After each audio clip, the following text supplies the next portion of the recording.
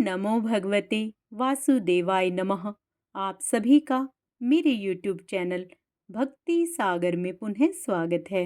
आज के अपने इस वीडियो में हम कार्तिक मास के 31वें तथा 32वें अध्याय का स्वर्ण करेंगे। साथ ही तुलसी चालीसा तथा तुलसी माता की आरती भी करेंगे। आज का वीडियो शुरू करने से पहले आप सभी से विनम्र प्रार्थना है, यदि आप मेरे चैनल पर नए आए हैं और अभी तक आपने मेरे चैनल को सब्सक्राइब नहीं किया है तो सभी व्रत त्योहारों की जानकारियां प्राप्त करने के लिए, सभी सुंदर व्रत कथाएं सुनने के लिए तथा कार्तिक मास के प्रतिदिन महात्म्य सुनने के लिए कृपया मेरे चैनल को सब्सक्राइब अवश्य करें। वीडियो यदि पसंद आता है तो लाइक एंड शेयर भी करें। कार्तिक मास महात्म्य का यह 31वां अध्याय बतलाया भगवान ने प्रभु स्मरण का सरल उपाय। भगवान श्री कृष्ण ने कहा, पूर्व काल में अवंतीपुरी उज्जैन में धनेश्वर नामक एक ब्राह्मण रहता था। वह रस, चमड़ा और कंबल आदि का व्यापार करता था। वह वैश्यागामी और मद्यपान आदि बुरे कर्मों में लिप्त रहता था। क्योंकि वह रात दिन पाप में रत रहता था, इसलिए वह व्यापार करने नगर नगर घूमता था। एक दिन वह क्रय विक्रय के कार्य से घूमता हुआ महिष्मतीपुरी में जा पहुंचा, जो राजा महिष ने बसाई थी।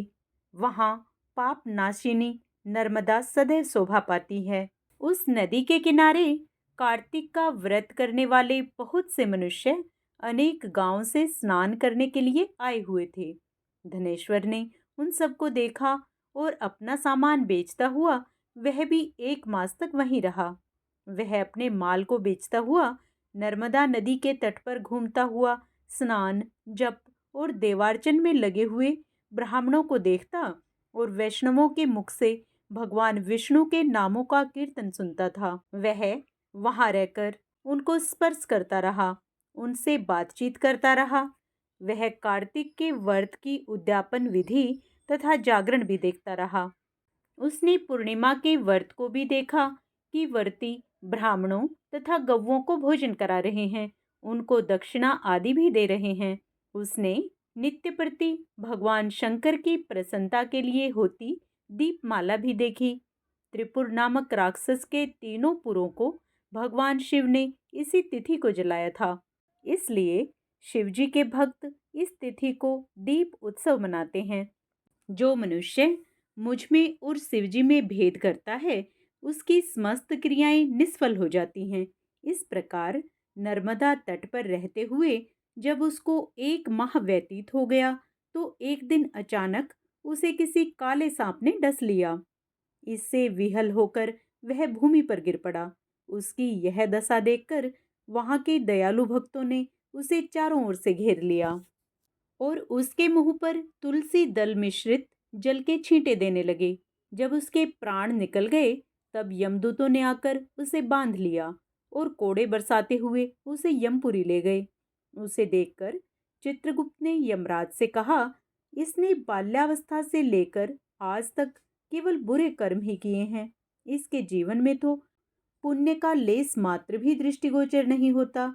यदि मैं पूरे 1 वर्ष तक भी आपको सुनाता रहूं तो भी इसके पापों की सूची समाप्त नहीं होगी। यह महापापी है, इसलिए इसको 1 कल्प तक घोर नरक में डालना चाहिए। चित्रगुप्त की बात सुनकर यमराज ने कुपित होकर काल नेमी के समान अपना भयंकर रूप दिखाते हुए अपने अनुचरों को आज्ञा देते हुए कहा, हे प्रेत सेनापतियों, इस दुष्ट को मुग्धरों से मारते हुए कुंभीपाक नरक में डाल दो। सेनापतियों ने मुग्धरों से उसका सिर फोड़ते हुए कुंभीपाक नरक में ले जाकर खोलते हुए तेल के कढ़ाई में डाल दिया। प्रेत सेनापतियों ने उसे जैसे ही तेल के कढ़ाई में डाला, वैसे ही वहां का कुंड शीतल हो गया। ठीक उसी प्रकार जिस प्रकार पूर्व काल में प्रहलाद जी को डालने से दैत्यों की जलाई हुई आग ठंडी हो गई थी। यह विचित्र घटना देखकर प्रेत सेनापति यमराज के पास गए और उनको सारा वृतांत कह सुनाया। सारी बात सुनकर यमराज भी आश्चर्यचकित हो गए और इस विषय में पूछताछ करने लगे। उसी समय नारद जी वहां आए और यमराज से कहने लगे, सूर्यनंदन, यह ब्राह्मण नरकों का उपभोग करने योग्य नहीं है। जो मनुष्य पुण्य कर्म करने वाले लोगों का दर्शन, स्पर्श और उनके साथ वार्तालाप करता है, वह उनके पुण्य का 6वां अंश प्राप्त कर लेता है। यह धनेश्वर तो 1 माह तक श्री हरि के कार्तिक व्रत का अनुष्ठान करने वाले असंख्य मनुष्यों के संपर्क में रहा है। अतः यह उन सब के पुण्यांश का भागी हुआ है। इसको अनिच्छा से पुण्य प्राप्त हुआ है, इसलिए यह यक्ष की योनि में रहे और पाप भोग के रूप में सब नरक का दर्शन मात्र करके ही यम यातना से मुक्त हो जाए। भगवान श्री कृष्ण ने कहा, सत्यभामा, नारद जी के इस प्रकार कहकर चले जाने के पश्चात धनेश्वर को पुण्यात्मा समझते हुए यमराज ने अपने दूतों को उसे नरक दिखाने की आज्ञा दी। इस प्रकार 31वां अध्याय समाप्त होता है। अब हम कार्तिक मास के 32वें अध्याय का महात्म्य सुनेंगे। मुझे सहारा है तेरा, सब जग के पालनहार। कार्तिक मास के महात्म्य का 32वां विस्तार। भगवान श्री कृष्ण ने आगे कहा, हे प्रिय, यमराज की आज्ञा सिरोधार्य करते हुए प्रेतपति धनेश्वर को नरकों के समीप ले गया और उसे दिखाते हुए कहने लगा, हे धनेश्वर, महान भय देने वाले इन नरकों की ओर दृष्टि डालो। इनमें पापी पुरुष सदैव दूतों द्वारा पकाए जाते हैं। यह देखो, यह तप्त वाचुक नामक नरक है, जिसमें देह जलने के कारण पापी विलाप कर रहे हैं। जो मनुष्य भोजन के समय भूखों को भोजन नहीं देता, वह बार बार इस नरक में डाले जाते हैं। वह प्राणी जो गुरु, अग्नि, ब्राह्मण, गो, वेद और राजा इनको लात मारता है, वह भयंकर नरक अतिशय पापों के करने पर मिलते हैं। आगे देखो, यह दूसरा नरक है, जिसका नाम अंधतामिश्र है। इन पापियों को सुई की भांति मुख वाले तमोत नामक कीड़े काट रहे हैं। इस नरक में दूसरों का दिल दुखाने वाले पापी गिराए जाते हैं। यह तीसरा नरक है, जिसका नाम करकेय है। इस नरक में पापियों को आरे से चीरा जाता है। यह नरक भी असीम त्रवण आदि भेदों से 6 प्रकार का होता है।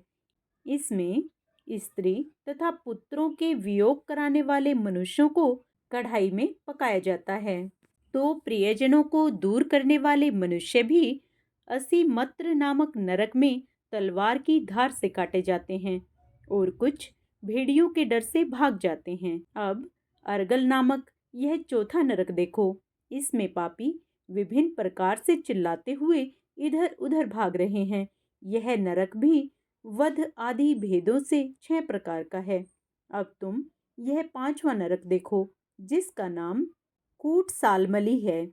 इसमें अंगारों की तरह कष्ट देने वाले बड़े बड़े कांटे लगे हैं। यह नरक भी यातना आदि भेदों से 6 प्रकार का है। इस नरक में पर स्त्री गमन करने वाले मनुष्य डाले जाते हैं। अब तुम यह 6ठा नरक देखो। उल्वन नामक नरक में सिर नीचे करके पापियों को लटकाया जाता है। जो लोग भक्ष्या भक्ष्य का विचार नहीं करते, दूसरों की निंदा और चुगली करते हैं, वे इस नरक में डाले जाते हैं। दुर्गंध भेद से यह नरक भी 6 प्रकार का है। यह 7वां नरक है, जिसका नाम कुंभीपाक है। यह अत्यंत भयंकर है और यह भी 6 प्रकार का है। इसमें महापातकी मनुष्यों को पकाया जाता है। इस नरक में सहस्त्रों वर्षों तक यातना भोगनी पड़ती है। यही रौरव नरक है। जो पाप इच्छा रहित किए जाते हैं, वह सूखे, और जो पाप इच्छा पूर्वक किए जाते हैं, वह पाप आर्द्र कहलाते हैं। इस प्रकार शुष्क और आर्द्र भेदों से यह पाप 2 प्रकार के होते हैं। इसके अलावा और भी अलग अलग 84 प्रकार के पाप हैं। अपकीर्ण, पाड़ाकते, मलिनीकरण, जाति भ्रंशकरण, उपाय, अतिपाप, महापाप, यह 7 प्रकार के पातक हैं। जो मनुष्य जैसा कर्म करता है, उसे इन 7 नरकों में उसके पाप कर्मों के अनुसार पकाया जाता है। चूंकि तुम्हें कार्तिक व्रत करने वाले प्रभु भक्तों का संसर्ग प्राप्त हुआ है, उससे पुण्य की वृद्धि हो जाने के कारण ये सभी नरक तुम्हारे लिए निश्चय ही नष्ट हो गए हैं। इस प्रकार धनेश्वर को नरकों का दर्शन कराकर प्रेतराज उसे यक्ष लोक में ले गए। वहां जाकर उसे वहां का राजा बना दिया। वही कुबेर का अनुचर धनक्षय के नाम से प्रसिद्ध हुआ। बाद में महर्षि विश्वामित्र ने उसके नाम पर तीर्थ बनाया था। कार्तिक मास का व्रत महाफल देने वाला है। इसके समतुल्य अन्य कोई दूसरा पुण्य कर्म नहीं है। जो भी मनुष्य इस व्रत को करता है तथा व्रत करने वाले का दर्शन करता है, उसे मोक्ष की प्राप्ति होती है। इस प्रकार 32वां अध्याय समाप्त हुआ। अब हम तुलसी चालीसा का पाठ करेंगे। श्री तुलसी महारानी करूं विनय सिरनाए, जो मम हो संकट विकट दीजे मात नसाए।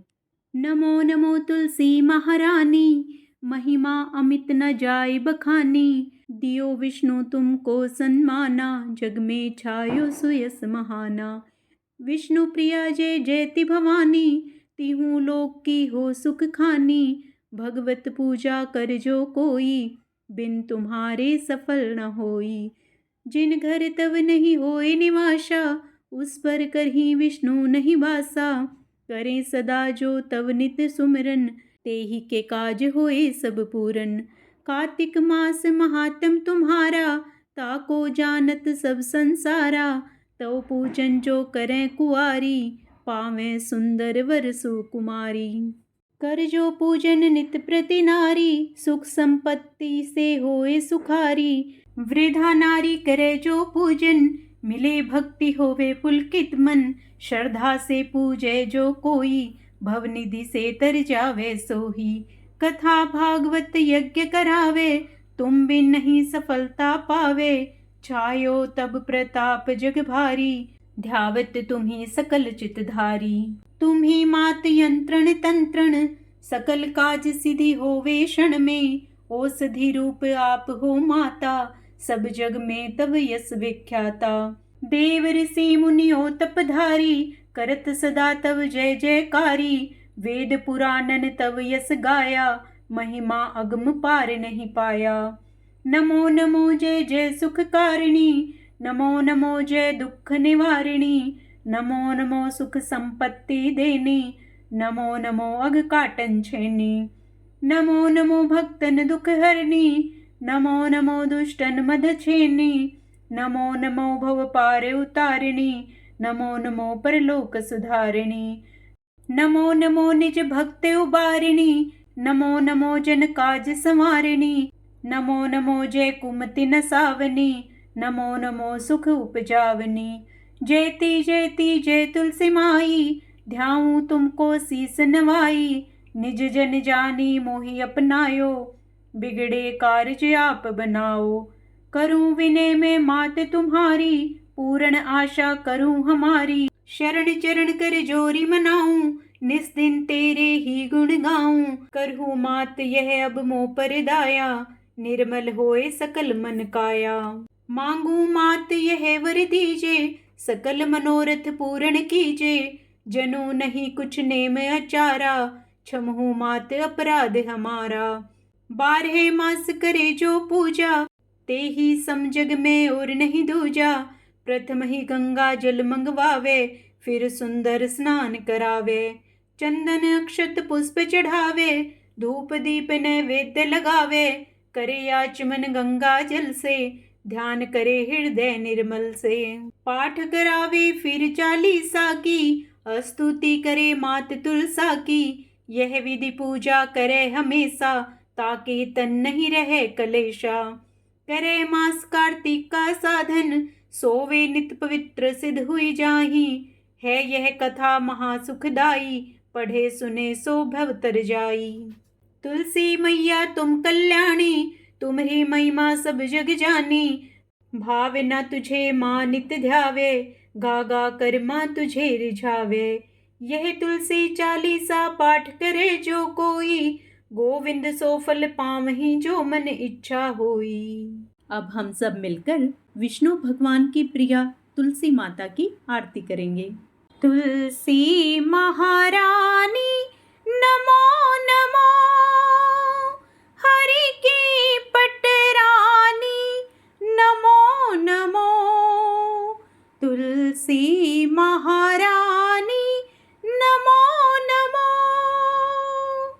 धन तुलसी पूर्ण तप कीन्हो, सालिग्राम बनी पटरानी। जाके पत्र मंजरी कोमल, श्रीपति कमल चरण लपटानी। धूप दीप नैवेद्य आरती, पुष्पन की वर्षा बरसानी नमो नमो। तुलसी महारानी नमो नमो, हरि की पटरानी नमो नमो। 56 भोग 36 व्यंजन, बिन तुलसी हरि एक न मानी। सभी सखी मैया तेरो जस गावे, भक्ति दान दीजे महारानी नमो नमो। तुलसी महारानी नमो नमो, हरि की पटरानी नमो नमो। तुलसी महारानी नमो नमो। तुलसी माता की जय हो।